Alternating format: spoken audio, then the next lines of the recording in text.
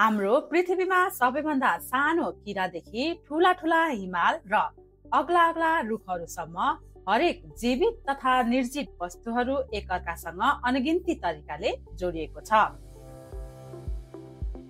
तपाईहरू सबैलाई स्वागत छ हाम्रो यस ट्री च्यानलमा, जहाँ हामी हाम्रो वातावरणलाई हराभरा बनाई जलवायु परिवर्तनसँग लड्नेछौँ।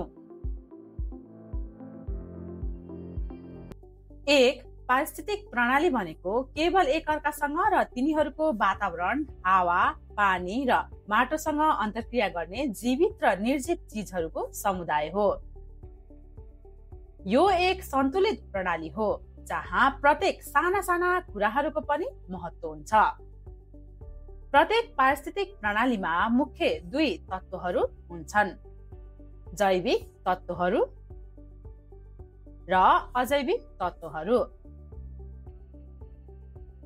सम्पूर्ण वनस्पति तथा प्राणीहरू पारिस्थितिक प्रणालीका जैविक तत्त्वहरू हुन्।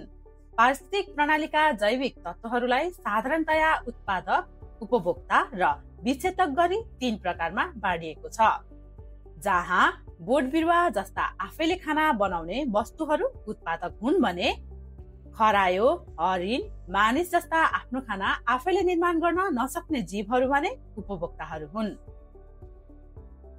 तर कुनै पारिस्थितिक प्रणालीमा मृत वनस्पति तथा प्राणीहरूलाई सडाएर पूर्ण पोषक तत्त्वका लागि उत्पादकहरूलाई मद्दत गर्ने सूक्ष्म जीवहरू भने विच्छेदक हो।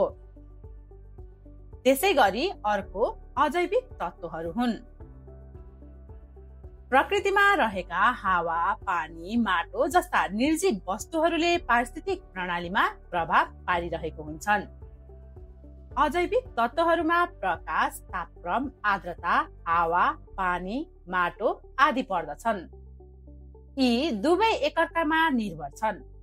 पृथ्वी आफैमा एउटा ठूलो पारिस्थितिक प्रणाली हो, तर कुनै स्थान विशेषमा अवस्थित वनस्पति तथा प्राणीहरूको गुणका आधारमा यो बृहत पारिस्थितिक प्रणालीलाई विभिन्न ससाना पारिस्थितिक प्रणालीहरू जस्तै वन पारिस्थितिक प्रणाली, मरुभूमि पारिस्थितिक प्रणाली, घाँसे मैदान पारिस्थितिक प्रणाली, जल पारिस्थितिक प्रणाली आदिमा विभाजन गरी अध्ययन गर्ने गरिन्छ।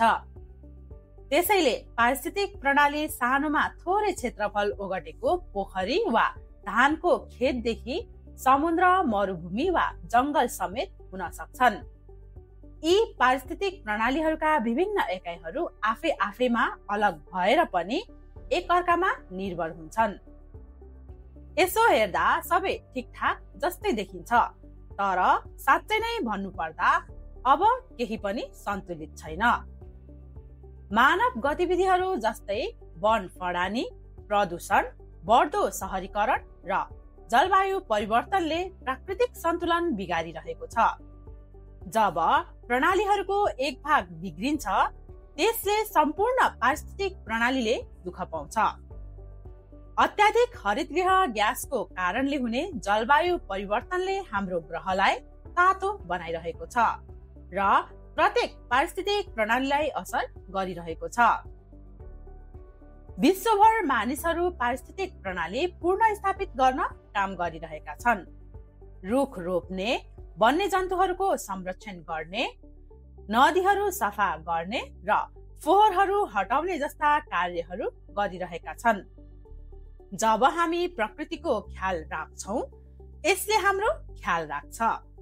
यसले हामीलाई सफा हावा, पानी, माटो र खाना र स्थिर जलवायु दिन्छ। एउटा पारिस्थितिक प्रणाली प्रकृति मात्र होइन, यो पृथ्वीको हरेक जीवन हो। यस्ता पारिस्थितिक प्रणालीहरूको बारेमा तपाईहरूलाई अझै थप जानकारी लिएर हामी फेरि पनि उपस्थित हुने नै छौँ।